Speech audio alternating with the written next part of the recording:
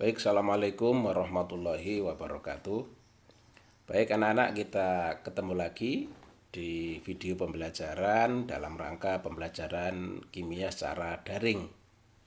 Kali ini materi kita adalah tabel sistem periodik dan sejarah perkembangan tabel sistem periodik. Mungkin anak-anak sudah sering mengenal atau mendengar istilah tabel sistem periodik.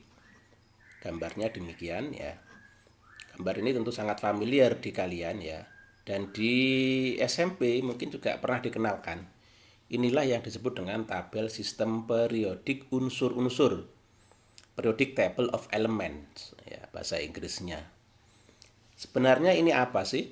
Ya, apa gunanya? Kegunaannya itu untuk apa ya? Baik, saya lanjutkan. Apa itu sistem periodik? Ini perlu dipahami dulu untuk anak-anak ya supaya kita tahu dasarnya ya. Tabel sistem periodik itu untuk apa sih ya? Sebenarnya sistem periodik itu adalah pengelompokan unsur-unsur. Jadi unsur-unsur yang ada di alam, unsur-unsur yang kita kenal itu dikelompok-kelompokkan. Ya. Dan tujuannya apa dikelompokkan? Yaitu tujuannya supaya kita mudah mempelajarinya, supaya mudah untuk dipelajari. Nah, untuk mencapai atau menemukan bentuk sistem periodik table yang modern seperti saat ini itu dalam perjalanannya tidak mulus ya, tidak langsung ketemu seperti itu. Ada sejarahnya. Baik, kita mulai dari sejarah penyusunan tabel sistem periodik. Pada mulanya, unsur-unsur yang dikenal di alam itu sedikit, tidak sebanyak sekarang. Ya, tidak sebanyak sekarang. Kalau sekarang sekitar 118 unsur ya kalau nggak salah ya. Kalau pada zaman dahulu itu sedikit sekali jumlah unsur atau jenis unsur yang dikenal oleh manusia. Nah, pada zaman dahulu sudah ada usaha untuk mengelompokkan unsur-unsur. Nah, pengelompokan yang pertama kali itu adalah biasanya pengelompokan sistem logam dan non-logam. Jadi unsur-unsur itu dikelompokkan menjadi dua, yakni ada yang logam, ada yang non-logam berdasarkan sifat kelogaman. Karena mungkin pada saat itu para ahli hanya mengetahui bahwa secara umum unsur itu bisa dibedakan menjadi dua, ada unsur logam dan ada unsur non-logam. Namun penggolongan ini pada perkembangannya ada kelemahan ya. Kelemahannya yang pertama bahwa penggolongan semacam ini sangat sederhana sekali, sangat simpel ya. Kemudian ada juga beberapa unsur-unsur yang mungkin sifatnya itu tidak bisa dikategorikan apakah itu logam atau non logam ya. Contohnya adalah unsur-unsur yang bersifat semi logam atau semikonduktor. Sehingga bentuk penyusunan semacam ini pada akhirnya ditinggalkan dan tidak menjadi patokan. Ya. Baik, kemudian, oh ya ini ya, ini perlu diketahui ya perbedaan sifat logam dan non logam. Jadi kenapa sih kok dibedakan ya unsur itu ada sifat logam, ada sifat non logam? Karena memang antara logam dan non logam itu punya perbedaan yang cukup signifikan ya. Logam merupakan unsur-unsur yang terdapat pada sisi kiri tabel periodik yang memiliki kemiripan sifat fisik. Ya, merupakan penghantar panas yang baik, bersifat dapat ditempa, memiliki kekerasan yang tinggi, berkilau. Ya. Jadi yang paling penting ini ya poin ketiga, 4, ya, 5, 6 ini ya. Jadi secara umum itu sifat logam itu bisa menghantarkan listrik, bisa menghantarkan panas, bisa ditempa ya. Bisa ditempa itu bisa dibentuk. Kemudian memiliki kekerasan yang tinggi dan berkilau. Berkilau itu memantulkan cahaya. Sebaliknya kalau non logam itu biasanya penghantar yang jelek atau bahkan tidak menghantarkan listrik atau panas, cenderung rapuh. Kemudian banyak non logam berupa gas pada temperatur kamar. Nah, dan sebagainya ya. Contoh logam itu misalnya besi Fe, tembaga Cu, ya, kuprum. Seng Zn. Contoh non logam oksigen, karbon, klorin ya. Kemudian ada juga unsur-unsur yang dikategorikan sebagai semilogam atau metaloid, misalnya silikon. Ya. Adanya unsur-unsur semilogam inilah yang mungkin menjadikan penggolongan atau pengelompokan unsur-unsur menjadi logam dan non logam itu ya kurang tepat ya, sehingga ditinggalkan. Kemudian selanjutnya ada seorang ilmuwan ya, namanya Dobreiner ya. Dia mencoba membuat pengelompokan unsur yang disebut dengan triade, sehingga namanya adalah triade Dobreiner. Triade Dobreiner ini bentuknya adalah bahwa unsur-unsur itu dikelompokkan menjadi tiga-tiga. Artinya satu kelompok itu tiga unsur dengan persamaan sifat.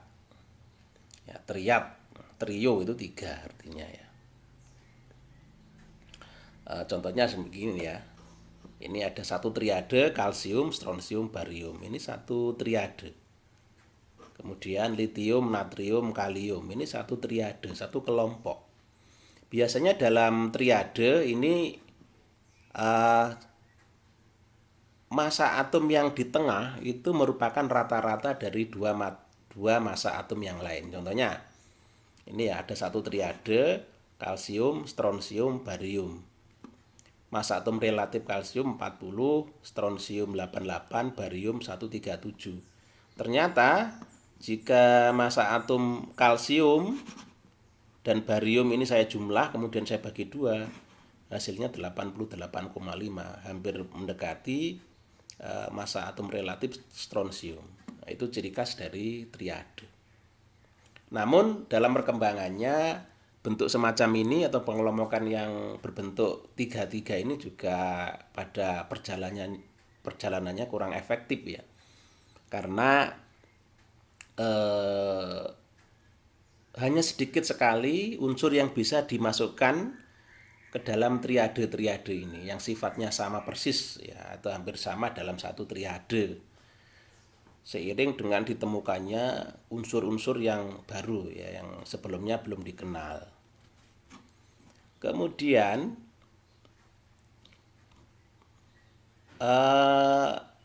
ada juga usaha untuk mengelompokkan unsur itu berupa oktav. Ini yang disusun oleh Newlands ya. Orangnya namanya Newlands yang menyusun ya. Ini sistem pengelompokannya hampir sama dengan Dobreiner tadi yang berupa triade. Bedanya Newland menyusun unsur-unsur itu, mengelompokkan unsur-unsur itu satu kelompok berisi 8 unsur ya, sehingga disebut dengan tabel oktav. Namanya tabel oktav Newlands ya. Tetapi dalam perkembangannya tabel oktav Newland ini juga banyak sekali kelemahan-kelemahan ya. Di antaranya dalam satu oktav itu juga ditemukan ya beberapa unsur-unsur yang mungkin sifatnya kurang sama, karena dasar pengelompokan unsur itu sebenarnya adalah kesamaan sifat ya. Jadi tabel oktav ini mengulang unsur-unsur atau mengelompokkan unsur-unsur itu 88 dijejer gitu ya. Contohnya ini. Nah, ini. Namun dalam perkembangannya ya sama seperti triade, banyak sekali kelemahan-kelemahan dalam tabel oktav Newland ini. Kemudian pada tahun 1869 ada seorang ilmuwan berkebangsaan Rusia namanya Dmitri Ivanovich Mendeleev ya. Ini mencoba membuat pengelompokan unsur model baru ya. Mendeleev pada tahun 1869 mengamati 63 unsur yang dikenal dan mendapatkan hasil bahwa sifat unsur merupakan fungsi periodik dari massa atom relatifnya. Sifat tertentu akan berulang secara periodik bila unsur-unsur disusun sesuai kenaikan massa atom relatifnya. Nah, Mendeleev menempatkan unsur-unsur dengan kemiripan sifat pada laju vertikal yang disebut dengan golongan. Ya, ini ya. Ini. Nah, tabel sistem periodik yang disusun oleh Mendeleev itu ada kelebihan-kelebihannya, yakni mampu meramalkan unsur-unsur yang belum diketemukan. Karena dalam tabel sistem periodik Mendeleev ini menyisakan kotak-kotak kosong yang kelak akan diisi oleh unsur-unsur yang belum diketemukan. Bahkan Mendeleev juga meramalkan sifat-sifat unsur tersebut. Ya. Nah, tabel periodik buatan Mendeleev inilah yang nanti menjadi dasar untuk pembuatan sistem periodik yang modern yang saat ini yang kita kenal. Nah, namun ada perbedaan nanti ya. Tabel periodik modern yang seperti yang kita kenal saat ini nanti disempurnakan oleh seorang ilmuwan yang namanya Henry Moseley. Ya. Henry Moseley. Jadi Henry Moseley ini adalah orang yang menciptakan bentuk tabel sistem periodik modern yang seperti saat ini yang kita kenal saat ini. Ya, yaitu merevisi dari tabel sistem periodiknya Mendeleev. Ya. Nah, baik. Sistem periodik modern. Sistem periodik modern saat ini yang disusun oleh Moseley itu adalah sistem periodik modern tersusun berdasarkan kenaikan nomor atom dan kemiripan sifat. Ya. Berbeda dengan yang disusun Mendeleev tadi yang berdasarkan kenaikan massa atom relatif. Nah, dalam tabel sistem periodik modern itu ada yang disebut dengan periode, ada yang disebut dengan golongan. Oke, kita lanjut materinya. Nah, ini ya. Ini adalah tabel sistem periodik modern yang kita kenal saat ini ya.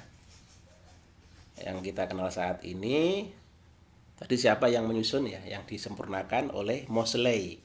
Disusun oleh Moseley ya. Baik, dalam tabel sistem periodik modern ini secara umum bentuknya seperti ini ya. Nanti pewarnaannya macam-macam warnanya berdasarkan kunci. Ini kebetulan tabel yang saya tampilkan itu tidak ada kuncinya, tapi di buku paket kalian di agak halaman belakang itu ada kunci nanti ya. Ada kunci. Kunci itu digunakan untuk membaca tabel. Baik, dalam tabel sistem periodik modern itu ada yang disebut dengan golongan, ada juga yang disebut dengan periode. Golongan itu adalah kelompok unsur-unsur yang disusun dalam satu lajur yang arahnya vertikal dari atas ke bawah. Perhatikan kursor ya, dari atas ke bawah ini. Ini adalah satu golongan. Ini juga satu golongan. Seterusnya. Jadi setiap kelompok lajur yang arahnya vertikal dari atas ke bawah disebut golongan dan nanti tiap golongan, tiap lajur-lajur itu mempunyai nama-nama golongan. Oke, selanjutnya lajur yang arahnya horizontal dari kiri ke kanan itu namanya periode. Namanya apa? Periode ya. Jadi periode yang paling atas yaitu periode 1 itu anggotanya hanya 2 yaitu hidrogen sama helium. He ini ke sini. Ini ya. Ini juga satu periode Li, Be, ya, loncat ini ya. B, C, N, O, F, Ne. Ya, ini satu periode. Oke, sekarang kita kembali ke golongan. Untuk sistem internasional sebenarnya golongan itu langsung menggunakan angka ya. Jadi paling kiri ini adalah golongan 1, selanjutnya golongan 2, golongan 3, 4, 5, 6, 7, 8, 9 sampai golongan 18. Namun di Indonesia kadangkala masih digunakan penggolongan model lama. ya, model lama, yaitu eh, ada golongan A atau golongan utama, ada golongan B atau golongan transisi. Jadi golongan nanti dibagi menjadi dua, ada golongan A, ada golongan B. Golongan A itu berada di sebelah kiri ini. Kita mulai dari golongan 1A. Ini golongan 1A, anggotanya hidrogen, litium, natrium, kalium, rubidium, cesium, fransium. Kemudian ini golongan 2A. Anggotanya berilium, magnesium, kalsium, strontium, barium, radium. Kemudian di kotak yang ini yang di bawah ini ya, ini semuanya golongan B atau golongan transisi. Golongan B itu nanti kita pelajari secara khusus di kelas 12 nanti ya. Nah, yang paling kiri pada tekuan yang bawah ini adalah golongan 3B. Ini 4B, ini 5B, 6B, 7B. Kemudian golongan 8B ada 3 lajur ini. 1, 2, 3 ya. Kemudian yang ini 1B, 2B. Ya, lanjut di sini. Nah, ini 3A. Golongan 3A. Atau golongan utama ya. Golongan A itu golongan utama, golongan B itu golongan transisi. Jadi kalau kita lihat golongan A ini loncat ya, dipisahkan oleh golongan B. 1A, 2A loncat ke sini ya, 3A, 4A, 5A, 6A, 7A, 8A. Baik, sekarang periode ini masih murni menggunakan angka ya. Yang paling atas ini adalah periode 1, bawahnya periode 2, kemudian ini periode 3, yang ini periode 4 ya, yang kemudian periode 5, dan seterusnya periode 6, periode 7. Sehingga tiap unsur itu akan mempunyai periode dan golongannya sendiri-sendiri. Contoh, yang paling ujung atas kiri hidrogen itu golongan 1A periode 1. Kemudian berilium ini golongan 2A periode 2. Dengan cara yang sama kita lihat bahwa neon ini adalah golongan 8A kemudian periode 2 ya. Baik, jadi itu anak-anak bagaimana cara membaca tabel sistem periodik ya. Kemudian di bawah ini perhatikan ada 2 deret atau 2 lajur yang terpisah dari yang utama ini. Ini namanya deret lantanida dan deret actinida ya. Deret lantanida ini dimulai dari lantanum nomor atom 57. Nah, nomor atom 57. Kemudian deret actinida kita mulai dari actinium nomor atom 899. Deret lantanida ini sebenarnya adalah kelanjutan dari yang atasnya ini. Perhatikan ini, setelah barium 56, ini sebenarnya seharusnya ini masuk ke sini. Nah, tapi karena nanti sulit ya, sehingga ini dipisah. Ya, dipisah, masukkan ke sini. Bawa sini seret gini. Ini juga demikian. Setelah radium seharusnya adalah actinium dan seterusnya. Tapi kalau kita masukkan deret ini ke sini nanti kan jelek ya, bentuknya jelek ya, nyondol ke sana sehingga diletakkan terpisah di bawah ini. Oh ya, bentuk tabel sistem periodik itu memang macam-macam. Artinya pewarnaan dan kunci itu kadang-kadang berbeda-beda. Yang saya tampilkan di layar ini sangat sederhana dan tidak ada kuncinya. Kunci itu adalah untuk membaca tabel sistem periodik ya. Setiap kotak itu biasanya ada informasi nomor atom ya, nomor atom. Di tabel sistem periodik yang tampil di kalian di layar ini, nomor atom di setiap kotak ada di ujung kiri atas ini. Ini nomor atom. Kemudian ada juga informasi lambang atom, H misalnya ini ya. Kemudian nama unsur. Maaf, bukan lambang atom ya, lambang unsur, kemudian nama unsur, kemudian ini adalah massa atomnya. Ya, jadi misalnya kita baca magnesium. Magnesium di sini nomor atomnya 12, simbolnya Mg, namanya magnesium, kemudian massa atomnya 24,305.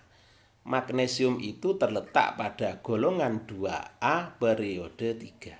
Nah, itu anak-anak bagaimana cara membaca tabel sistem periodik.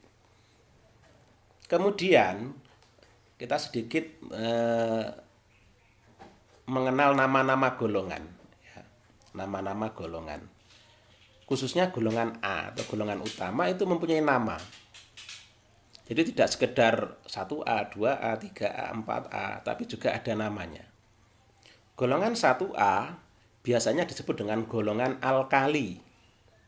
Golongan alkali. Anggotanya hidrogen, litium, natrium, kalium, rubidium, cesium, fransium. Ini golongan alkali. Golongan 2A disebut dengan golongan alkali tanah. Anggotanya berilium, magnesium, kalsium, strontium, barium, radium. Ya, kita loncat ke golongan 3A karena untuk kelas 10 kita fokus ke golongan A terlebih dahulu ya. Golongan 3A sampai golongan 6A dinamai dengan unsur yang terletak paling atas pada golongan tersebut. Contoh, golongan 3A kita sebut dengan golongan boron. Golongan 4A kita sebut dengan golongan karbon. Golongan 5A kita sebut dengan golongan nitrogen. Kemudian golongan 6A kita sebut dengan golongan oksigen. Golongan 7A kita sebut sebagai golongan halogen. Ya. Untuk golongan halogen anggotanya fluorin, klorin, bromin, iodin, astatin, kemudian tensin ya, TS ini ya. Kemudian golongan 8A kita sebut dengan golongan gas mulia ya, atau noble gas. Anggotanya helium, neon, argon, krypton, xenon, radon, dan oganeson. Kemudian begini anak-anak ya, khusus untuk kelas 10 saya harapkan untuk menghafalkan ya, paling tidak untuk golongan A. Misalnya golongan 1A itu anggotanya apa saja, golongan 2A itu apa saja, golongan 3A apa saja, 4A apa saja, dan seterusnya. Karena dalam materi selanjutnya nanti kita banyak berkutat dengan golongan A. Golongan B nanti dipelajari di kelas 12 ya. Golongan B disebut juga dengan golongan transisi. Baik, demikian anak-anak materi singkat tentang tabel sistem periodik. Saya harapkan anak-anak bisa paham dan semangat terus belajar di masa pandemi seperti ini. Saya akhiri, wassalamualaikum warahmatullahi wabarakatuh.